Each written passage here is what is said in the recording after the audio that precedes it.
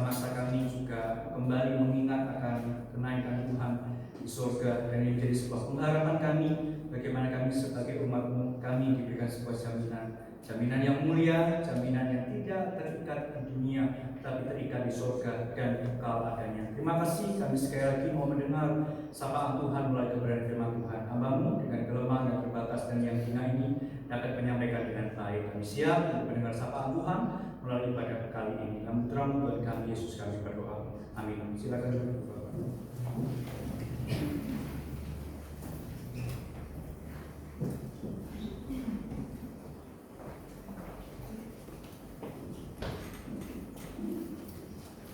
Ya Ibu Bapak, kita akan sama-sama belajar merenungkan sebagian firman Tuhan khususnya di dalam narasi ya, kenaikan. Jadi sekali lagi saya ingatkan Ibu Bapak, kita akan ibadah di dalam kenaikan itu di minggu depan ya, di hari Kamis. Ya, Tuhan juga akan menolong kita dapat menyiapkan waktu sekali lagi jadi Tuhan yang mati, Tuhan yang bangkit, dan Tuhan yang naik. Jadi menjadi sebuah kerinduan pengharapan kita kelak ke depannya untuk memuliakan nama Tuhan. Mari Ibu Bapak, kita akan membuka Alkitab kita di dalam surat penggembalaan Paulus kepada jemaat Efesus ya. Kita buka dalam surat Efesus pasal yang ke-1 ayat yang ke-12 hingga ayat yang ke-14. Surat penggembalaan yaitu kepada jemaat Efesus melalui Paulus di dalam pasal yang ke-1, surat Efesus pasal 1 ayat 12 hingga ayat yang ke-14.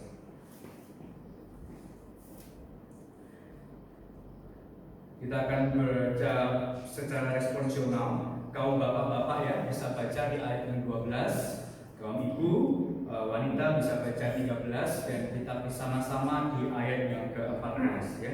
Surat Efesus pasal yang ke-1 12 sampai 14 secara responsional, 12 kaum bapak, 13 kaum ibu, wanita, dan kita baca bersama-sama di ayat yang ke-14. 2, 3. Supaya kami yang sebelumnya telah menaruh harapan pada Kristus boleh menjadi puji-pujian bagi kemuliaan-Nya.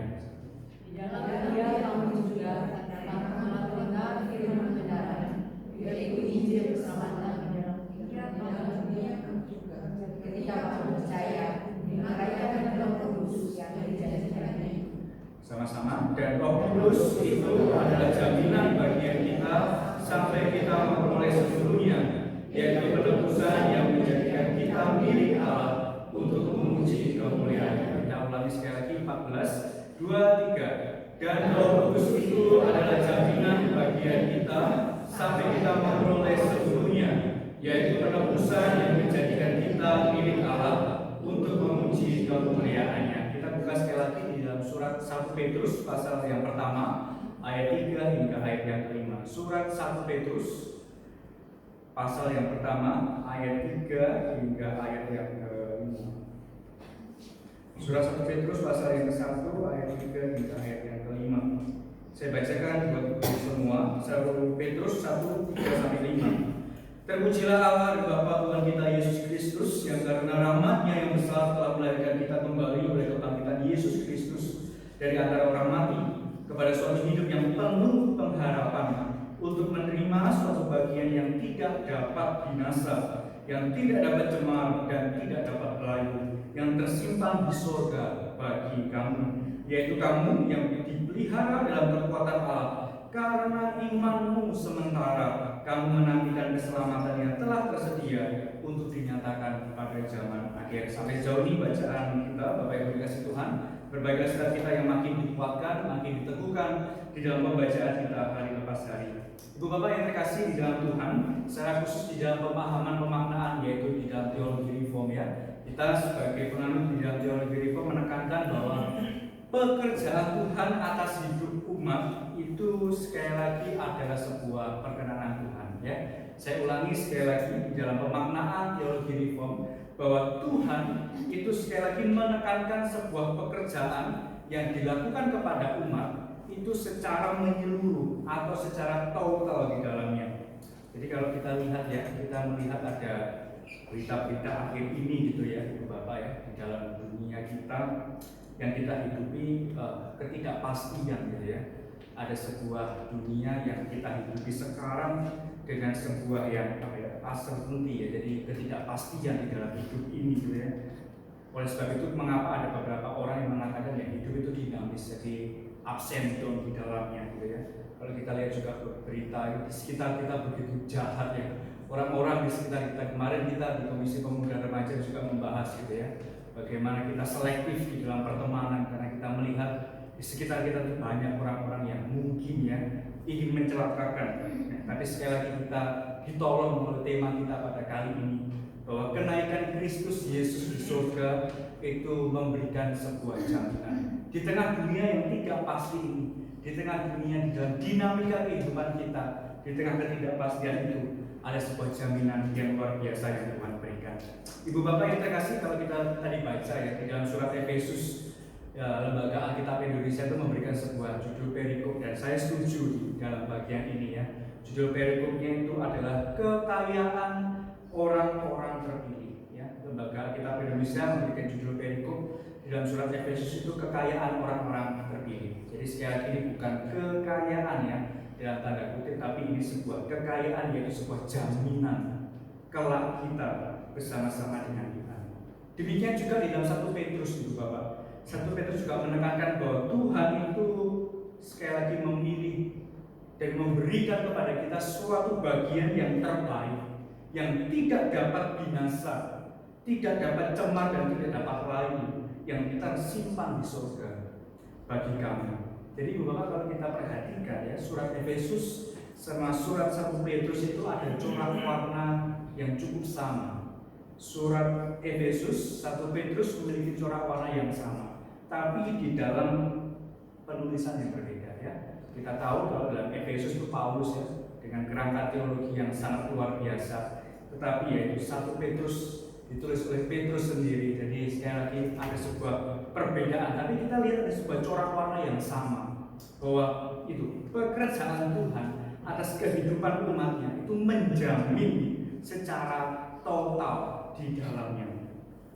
Ibu bapak, kalau kita perhatikan ya di dalam Alkitab kita gitu ya, pasti banyak ada beberapa statement pernyataan gitu ya, atau beberapa ayat-ayat yang membuat sebuah hal yang kontradiksi ya. Contohnya seperti yang kita baca, bagaimana pribadi Yesus Kristus itu memberikan jaminan kepada orang atau umat yang ada di dunia, sedangkan orang yang memberikan jaminan itu meninggalkan orang itu atau meninggalkan umat di dunia. Jadi ada beberapa hal-hal yang kontradiksi yang di dalam Alkitab itu banyak sekali. Tapi sekali lagi kita jangan terjebak di situ, tapi kita melihat sebuah keunikan di dalamnya. Jadi jaminan yang ada di dalam Tuhan itu bukan seperti jaminan yang ada di dunia. Jaminan yang Tuhan berikan itu sekali lagi tidak lekang oleh apa namanya waktu. Jaminan yang diberikan oleh Tuhan itu sekali lagi membuat framing kita itu berbeda.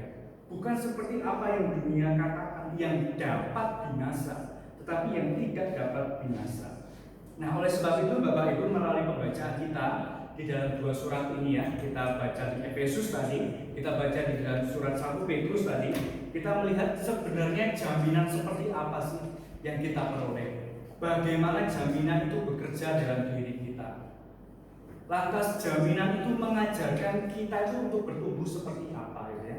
Terkadang jaminan, kalau kita bicara tentang jaminan gitu ya, jadi ya kita semena-mena gitu ya, tidak ada bantuan. Tuhan aku mau minta ini, Tuhan aku mau itu, mau ini dan itu gitu, tidak. Tapi jaminan itu juga menolong kita untuk bertumbuh di dalam Tuhan. Poin pertama yang ingin saya bagikan buat ibu bapak ya, jadi jaminan ini berbicara tentang kita itu diajar untuk tetap look up kepada Tuhan. Jaminan yang Tuhan berikan itu mengajarkan kita untuk tetap look up, untuk berpandang kepada Tuhan. Jadi kita tidak terpaku kepada sebuah situasi dan juga kondisi yang membuat kita makin tertekan atau membuat kita semakin menjauh daripada Tuhan. Tadi di dalam pujian yang kedua tadi ya, bagus ada perkataan atau pernyataan dari sebuah himne yang luar biasa. Pandanglah pada Yesus, pandanglah pada wajah mulianya. Jadi jaminan itu mengajarkan kita supaya kita itu berpandang atau melihat kepada Tuhan, Sang Pemberi jaminan itu ya. 1 Petrus 3 ayat 4, terpujilah Allah Bapa kita Tuhan Yesus karena rahmat-Nya, karena Ia telah melahirkan kita ketika Tuhan Yesus itu dibangkitkan dari sebuah kematian bagi bagian kita dapat binasa tidak layu, bahkan itu tidak dapat cemar. Jaminan yang diberikan oleh dunia bisa saja dengan penuh ketidakpastian di dalamnya. Ibu bapak, kalau kita pengen lebih detail lagi ya untuk dapat bagian makna ini ya, 1 Petrus itu ditulis kepada jemaat yang ada di sebuah perantauan. Mungkin perantauan definisi di sini bukan kepada mungkin hanya berbeda tentang culture gitu ya, budaya. Ya tentu itu ada budaya, nuansa, ya, cuaca gitu ya. Cuaca itu berbeda gitu. Tapi di sini lebih menekankan kepada sebuah identitas mereka ya. Jadi orang-orang yang ada di perantauan, Petrus mengirimkan surat ini kepada orang-orang di perantauan itu mereka memiliki sebuah krisis identitas ya. Mereka menghidupi iman yang berbeda kepada daerah yang mereka tempati. Jadi tidak ada sebuah kelebihan atau hak istimewa yang dimiliki oleh orang-orang yang ada di perantauan. Malah sebaliknya, mereka teraniaya, mereka harus bayar harga mengikut Tuhan ketika mereka harus misal bertanggung jawab apa yang mereka percayai.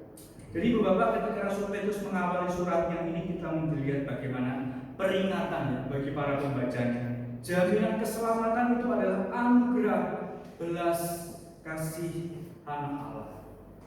Jaminan yang Tuhan berikan itu bukan semata-mata kita baik, ya.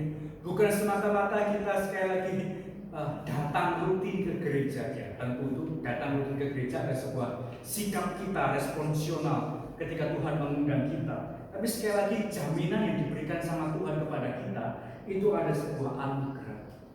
Itu adalah anugerah juga belas kasih yang daripada Tuhan. Lalu apa maksud kaitannya ini antara jaminan, antara keselamatan yang Tuhan berikan? Bapak Ibu yang terkasih di dalam Tuhan, berbicara tentang look up kepada Tuhan ya. Jaminan yang diberikan kepada Tuhan supaya kita tetap memandang kepada Tuhan. Saya melihat beberapa fenomena gitu ya tentang gadget ya, penggunaan gadget itu sekali lagi ya itu memang ada sebuah teknologi perkembangan yang luar biasa di zaman ini. Dan menurut saya juga sebuah keharusan di dalam arti memang ada beberapa pekerjaan, ada beberapa informasi gitu ya, ada beberapa file-file dokumen yang memang kita simpan di dalam gadget atau handphone kita karena ya mobilitasnya cukup tinggi gitu ya. Bentuk yang slim gitu bisa kita pakai dimanapun dan kapanpun. Tapi tanpa disadari Bapak ya, di dalam semangat gadget ini memang muncul sebuah istilah yaitu look at me ya, like me and loyal to me. Lihat aku gitu ya, sukai aku dan kamu harus loyal terhadapku. Istilahnya HP itu bisa berbicara demikian gitu ya. Ya ada beberapa riset mengatakan ya ada beberapa anak muda gitu, anak remaja nggak bisa ya, hidup tanpa gadget atau handphone. Yang itu memang ada sebuah fenomena bahkan sebuah realita yang terjadi sekarang. Tapi tanpa disadari Bapak, kalau kita lebih detail lagi tentang perkembangan gadget ini ya, look at me, like me, and loyal to me gitu ya. Bahkan kalau Ibu Bapak mungkin ingat gitu ya, melihat mungkin Ibu Bapak beli handphone baru gitu ya, gadget baru gitu ya. Biasanya yang terbesit selain mau pakai nomor apa gitu, dikasih pelindung apa ya ini ya, biar kuat gitu ya. Pelindung apa biar kuat, biar HP tidak jatuh ya, masa jatuh nggak boleh pecah, memang bukunya jatuh itu pecah gitu ya. Atau mau casing yang seperti apa supaya total protect gitu ya. Jadi gadget atau handphone itu sebenarnya bisa berbicara kepada kita ya. Kamu harus loyal terhadapku, kamu harus melihat aku, look at me gitu ya. Tapi kalau kita lihat di dalam paham kita secara teologi Bapak Ibu, ya ini sebuah spirit zaman sekarang ya. Itu juga salah satu pekerjaan daripada kuasa-kuasa yang ingin manusia atau umat Tuhan itu ke distract daripada apa yang ada di dalam gadget itu. Umat Tuhan terdistract dengan handphone supaya tidak melihat keindahan Tuhan, wajah Tuhan di dalam kehidupan kita. Ya, kalau kita lihat di dalam narasi kejatuhan itu kan jelas bahwa sebenarnya Adam dan Hawa itu diberikan kasih let God to be God ya. Kamu harus memuliakan Tuhan di dalam kemuliaan. Tapi tidak, narasi penciptaan itu malah mengajarkan ya, semua harus kembali kepada me atau kembali kepada saya dan untuk kemuliaan saya. Ibu bapak, spirit zaman sekarang juga mengajarkan bahwa look at the world, ya, lihat dunia dengan segala kemegahannya, dengan segala ketertarikannya yang luar biasa. Tapi sekali lagi, dunia yang kita hidupi tidak ada sebuah jaminan yang pasti. Ya, spirit zaman menjelaskan, mengingatkan kita bahwa look at the world, lihat dunia, pandang dunia. Tapi sekali lagi itu bukan menjadi sebuah kita untuk tertarik di dalamnya, karena tidak ada sebuah jaminan. Narasi yang mungkin kita bisa gambarkan ketika kejatuhan di Babel, ya. Kejadian 11, 1-9 itu jelas-jelas mengajarkan bahwa manusia itu pengen menyerupai Allah, ingin sama dengan Allah. Jadi banyak sekali beberapa perkembangan teknologi di zaman sekarang. Jadi ibu bapak, spirit zaman dunia sekarang seperti itu, ya. Kita harus melihat dunia. Tapi pemberitaan firman kali ini kita kembali diajarkan look up kepada Tuhan. Kita boleh look term and condition, ya, situasi dan kondisi itu secara manusiawi betul. Tapi kita jangan terpaku dengan sebuah situasi dan kondisi di sekitar kita, karena ketidakpastian itu tadi. Tapi kalau kita lihat look up Tuhan, kita lihat ke Tuhan, maka kita makin dikuatkan dengan jaminan yang Tuhan berikan. Ya, kalau kita perhatikan dalam ayat tadi, ya, oleh kebangkitan Yesus Kristus dari antara orang mati kepada suatu hidup yang penuh pengharapan untuk menerima suatu bagian yang tidak dapat binasa. Artinya ibu bapak, jaminan yang kita peroleh dari Tuhan itu pasti dan kokoh. Ya, jaminan yang Tuhan berikan itu jaminan yang pasti dan kokoh, dan itu bekerja ketika kita di dalam sebuah situasi, ketika tidak sesuai dengan realita yang kita inginkan, dan itu berbicara dalam kehidupan kita melalui iman di dalam Tuhan. Jadi jaminan yang ingin Tuhan berikan kepada kita mengajarkan supaya hai anak-anakku, hai umatku, kamu boleh lihat kanan kiri depan belakang nggak apa-apa, tapi kamu juga jangan lupa harus mengutamakan lihat aku, look up, lihat aku. Itu yang karena pemberian, yaitu jaminan yang Tuhan berikan kepada kita. Bapak Ibu dikasih Tuhan, Daud, ya, di dalam Mazmur 27 itu sekali lagi menggambarkan yang indah.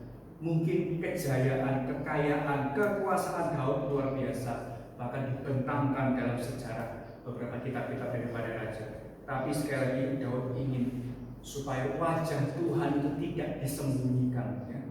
Daud itu takut ketika wajah Tuhan itu tersembunyi.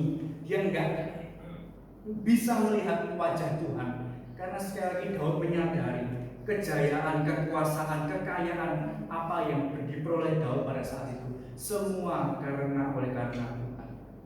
Bukan Daud, bukan kehebatan para umat, tidak, tapi itu semua karena kemurahan Tuhan.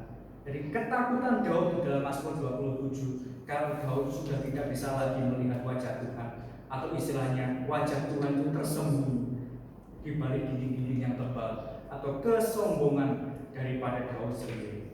Jadi poin pertama yang kita bisa pelajari Bapak pada kali ini, bahwa jaminan yang Tuhan berikan itu mengajarkan kepada kita supaya kita tetap look up, tetap memandang kepada Tuhan di dalam segala pengharapan yang ada. Yang kedua ibu bapak, jaminan yang Tuhan Yesus berikan kepada kita, kepada umatnya, itu bersifat mengikat dan kekal, ya. Tujuan daripada jaminan yang diberikan kepada Tuhan kepada kita itu sifatnya adalah mengikat, ya. Mengikat dan juga kekal, dengan tujuan yaitu penyempurnaan. Jadi jaminan itu bukan sekali lagi ya Tuhan kayak kurang kerjaan gitu, ya. Ya kamu tak kasih jaminan, kamu nggak usah aneh-aneh, kamu nggak usah berseru-seru sama aku, tak kasih jaminan kamu supaya kamu tenang gitu, enggak. Tapi Tuhan mengajarkan sekali lagi di poin pertama tadi supaya kita tak look up kepada Tuhan. Dan yang kedua, jaminan itu sifatnya itu mengikat dan juga kekal untuk tujuan kita disempurnakan di dalamnya. Bapak Ibu yang dikasih Tuhan, ayat 13 tadi ya, dalam Efesus, di dalam Dia kamu juga, karena kamu telah mendengar firman kebenaran, yaitu Injil keselamatanmu. Dia di dalam Dia juga ketika kamu percaya dimeteraikan, ya. Dimeteraikan atau diikat dengan meterai oleh Roh Kudus. Paulus sekali lagi menggunakan kata yang indah itu Bapak ya. Kalau kita lihat di sini, meterai itu menjadi milik yang dimeteraikan gitu ya. Ya mungkin Ibu Bapak mungkin paham ya dengan beberapa perjanjian gitu ya, dengan urusan apa itu namanya meterai. Tapi ingin saya kembali ingatkan bahwa jaminan yang Tuhan berikan sekali lagi juga dimeteraikan. Dimeteraikan bukan oleh dunia atau manusia, tetapi dimeteraikan oleh Roh Kudus. Materai dipakai di sini bukan diperjualbelikan, gitu Bapak Ibu ya. Karena materai ini adalah di tangannya yang dipegang secara rahasia oleh pemilik daripada materai. Materai ini cukup unik, Bu Bapak. Setiap memiliki materai yang berbeda, maka materai dicap itu langsung menandai siapa yang memberi materai. Jadi ya inilah keunikan di dalam kehidupan kekristenan gitu ya.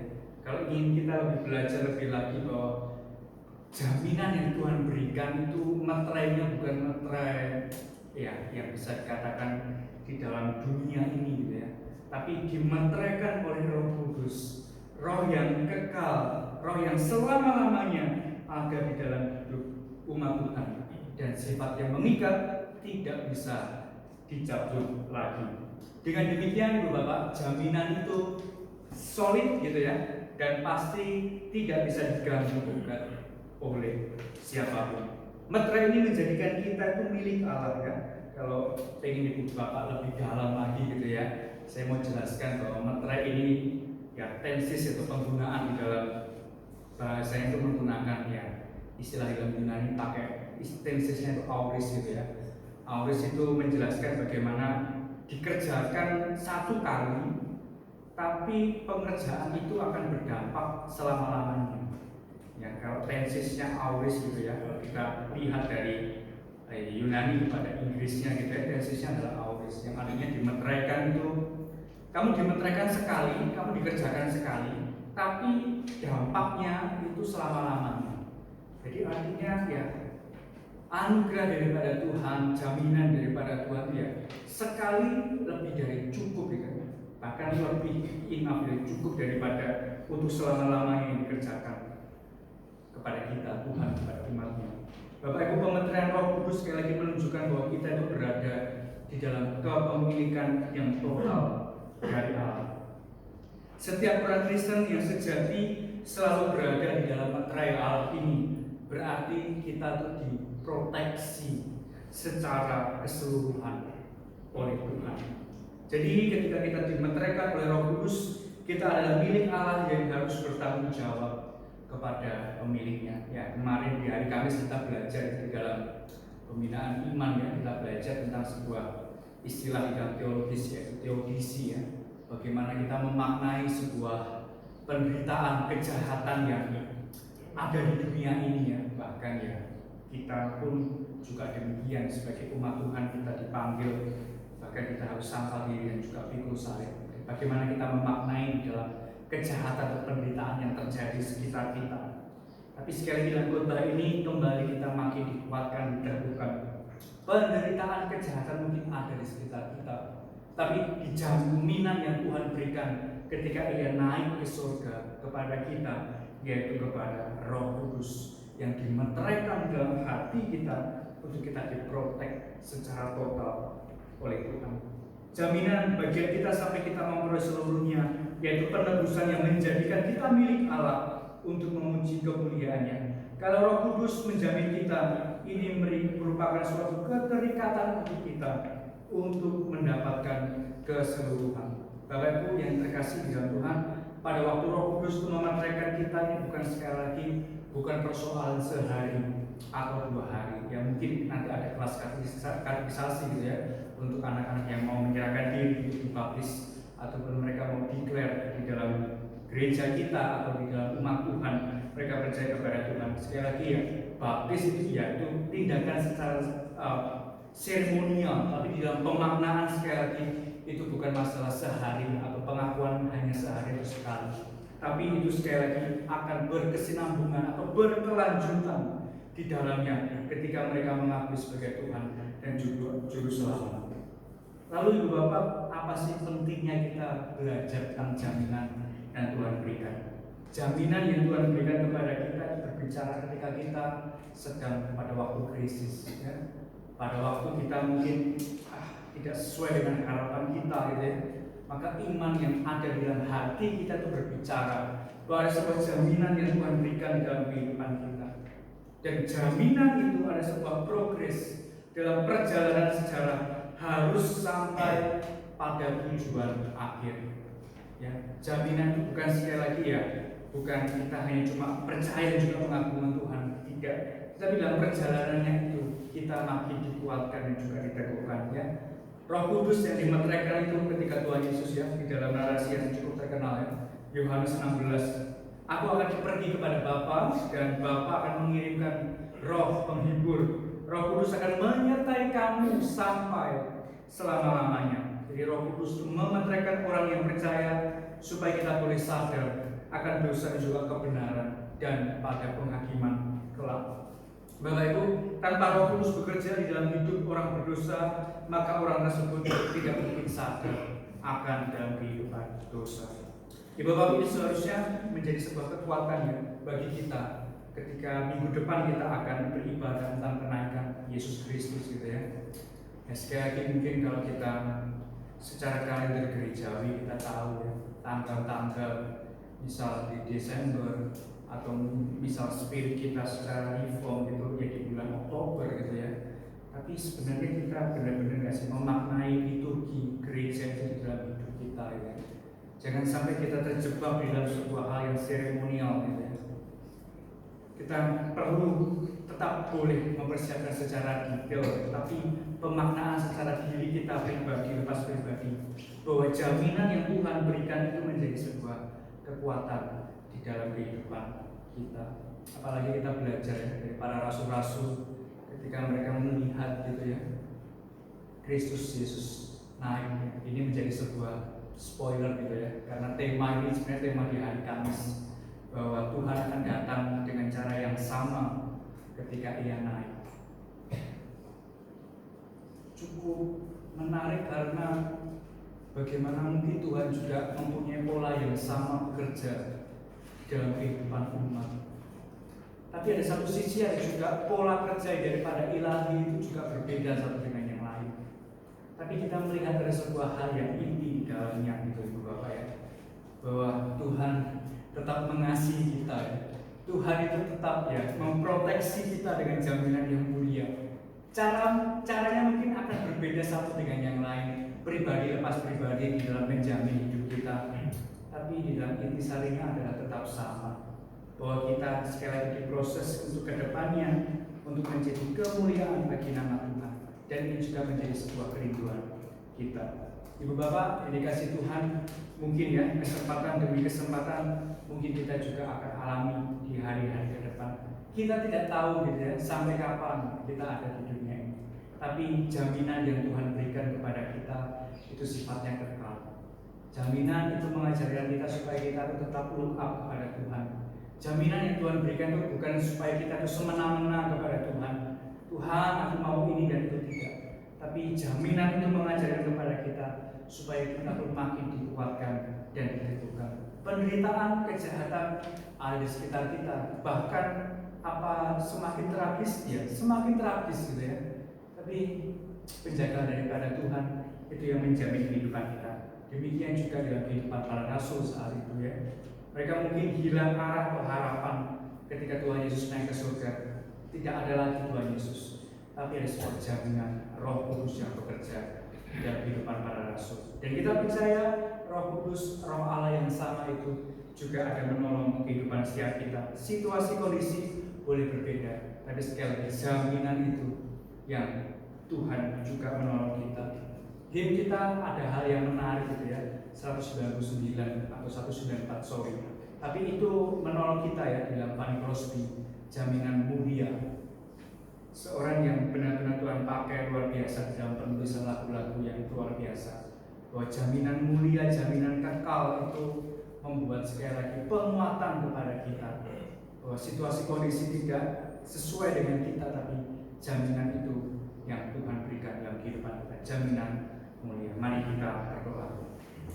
Bapak di surga, terima kasih sekali lagi di dalam pembentangan kebenaran firman Tuhan kali ini. jauh daripada sempurna, tetapi sekali lagi biarlah penyertaan daripada Tuhan sungguh menolong kehidupan setiap kami. Dan sekali lagi ketika kami memaknai kenaikan Engkau ke surga, biarlah jaminan itu Tuhan sekali lagi yang sudah dimeteraikan di dalam hati kami untuk menolong kami makin teguh di dalam kami mengikuti juga mengikuti Tuhan. Mungkin situasi kondisi kami tidak baik-baik saja, mungkin dalam segala hal yang ada, tetapi sekali lagi kami mempunyai sebuah jaminan yang kekal, jaminan untuk Roh Allah yang menghibur dalam kehidupan kami, untuk sekali lagi kami makin dikuatkan dan diteguhkan. Terima kasih di doa kami, Tuhan meteraikan firman ini dari kehidupan jemaat Tuhan. Di dalam nama Putramu Tuhan kami Yesus kami berdoa.